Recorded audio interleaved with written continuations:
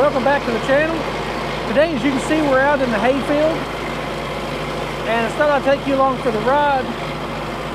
We're in a little bit tighter section of one of the fields that we just recently fenced off. So there's a whole lot of turning and backtracking, and this field's a little bit rough. So if you see me bouncing everywhere, then that's why.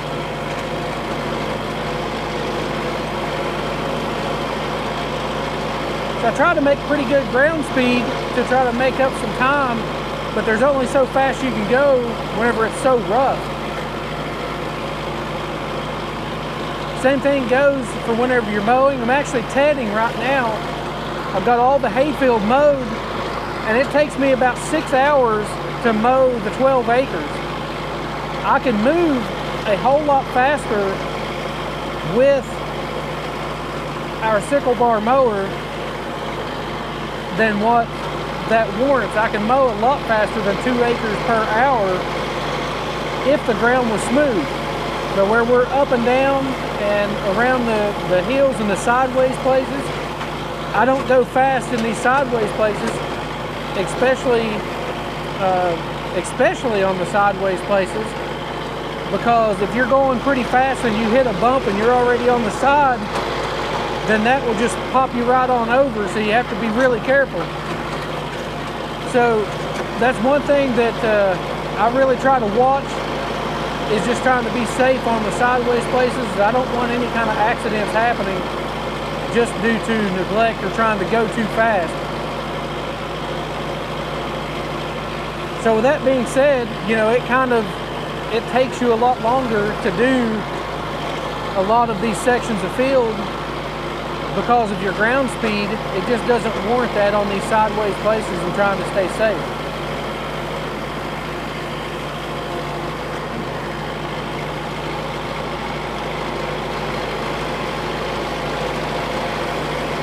So like I was saying, I'm down here in one of these tighter places in the fields, but we actually just recently fenced this off because it's eventually, that's rough. It's eventually going to be horse pasture. As you can probably see back here behind me, there's a section of fence, and we just built that, and it's making these sections of field kind of pinned in.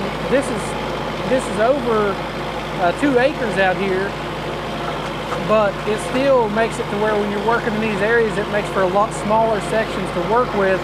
So there's a lot more turning back and forth. Instead of being able to run from one end of the field to the other, then it makes this a little bit tighter. So it's definitely taking a little bit longer since we built these fences to get the hay mowed and get everything tedded. I didn't think it'd make too big of a difference, but it definitely is making a difference.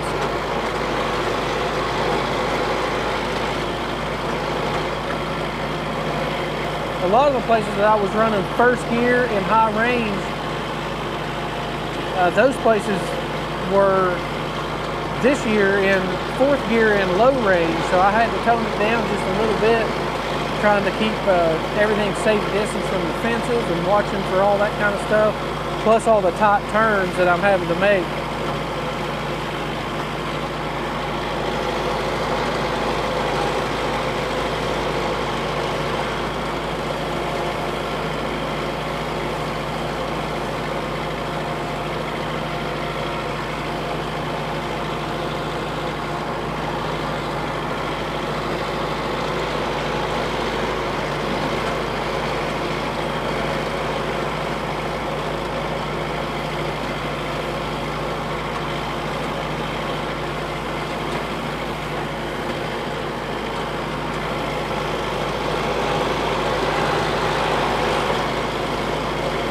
So today is August 24th.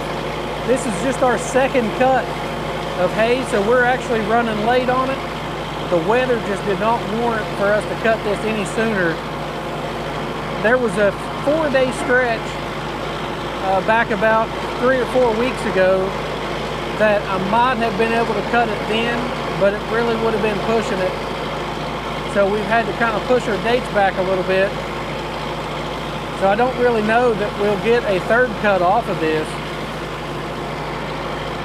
But I will say that this hay is looking really good, and it's still got some weeds in it, but the hay is looking thicker, it's looking hardier.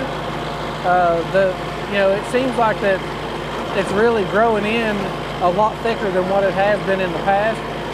So I think that our treatments with the Superline Plus and fertilizer, I think the combination with all that is really adding up and making this actually turn into some good quality hay.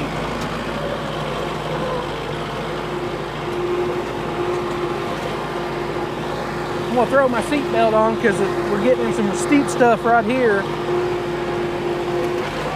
Can't get it on before I get on it.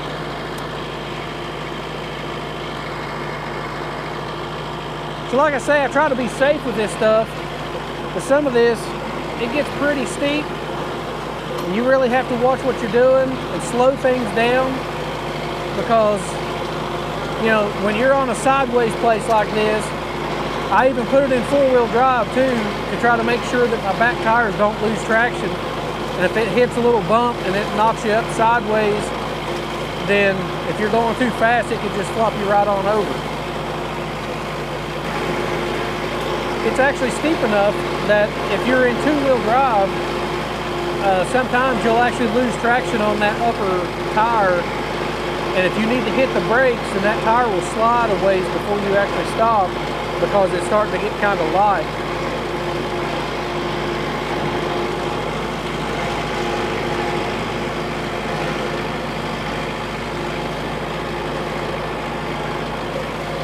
And sometimes when you hit a bump, you can feel the back end bounce, and then it'll kind of scoot just a little bit.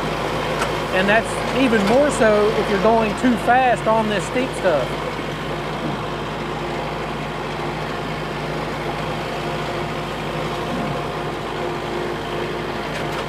So if you notice, I'm having to hang on to my grab bar a lot up here, because if not, then you're just all the time just falling over. And it's either you put weight over here and kind of hold yourself up, or you just kind of hang on to this side.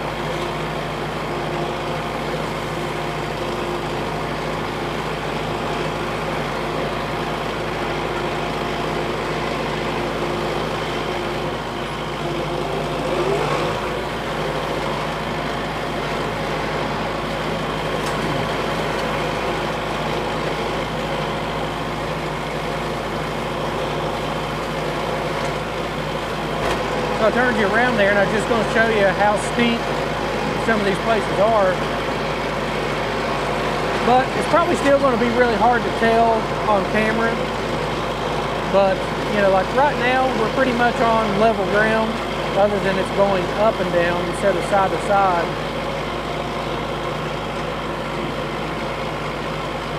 And you kind of see the slope right here, sloping over to the right. This isn't bad at all. This is the one where we gear down, take it a little easier coming down the hill. Then we got to make a 90-degree turn pretty much right here at the bottom.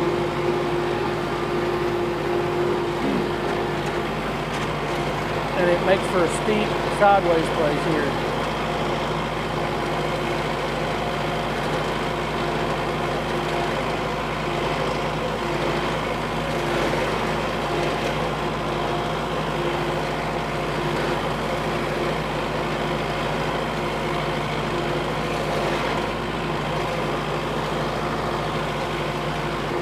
I'm having to gear down there a little bit before I come down this hill. If you're running too fast and you try to make your curve at the bottom, then again it shifts your weight over really fast, and it can toss you over and flop you over.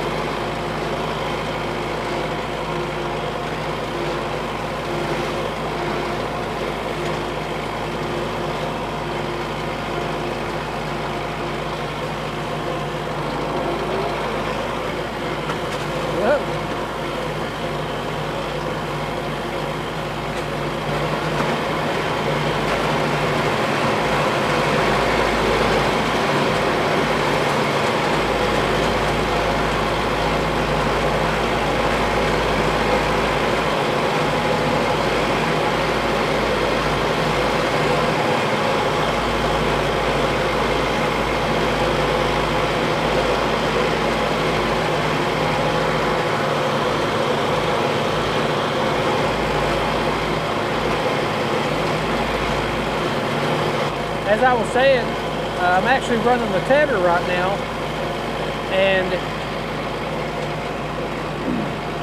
I'm only running the tractor at about 1,600 RPMs, but I'm in second gear in high range. That puts my PTO speed at about 400. So it's just enough really to give the tractor enough power to kind of climb the hills and stuff in second gear in high range, and then not have the PTO running so fast that it's, you know, tearing the crop up too bad. Now with us, we basically just have a mixed grass hay and, you know, mostly fescue in it. There might be a little bit of orchard grass and a little bit of timothy kind of mixed in here and there.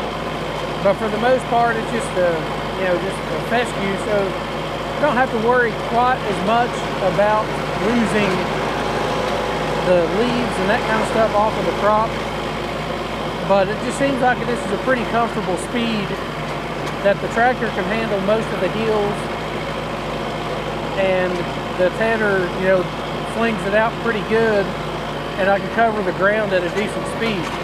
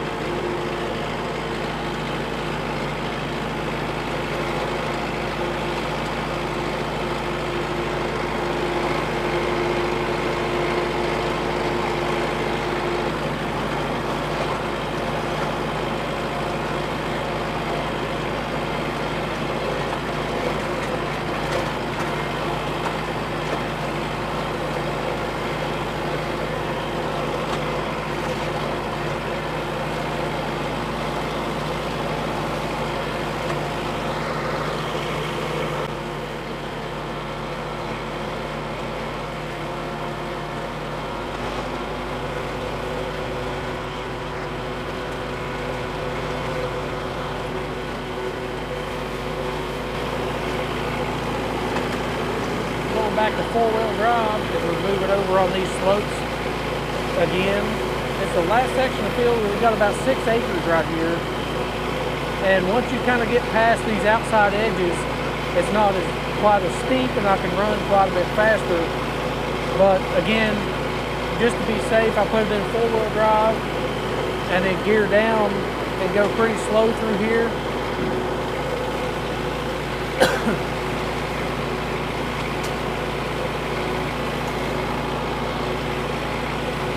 Again, this is pretty tough to tell. It's pretty tough to tell on camera how steep this actually is, but I'm actually having to steer up the hill in order to keep the tractor from drifting down the hill.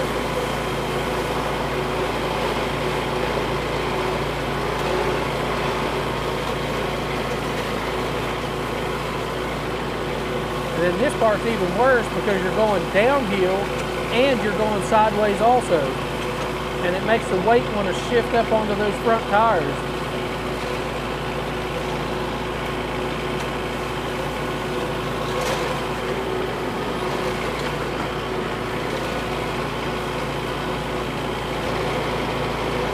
There's a couple of places around through here, I actually took some trees out, and so there's kind of a sinkhole, like, you know, right there where the roots were at.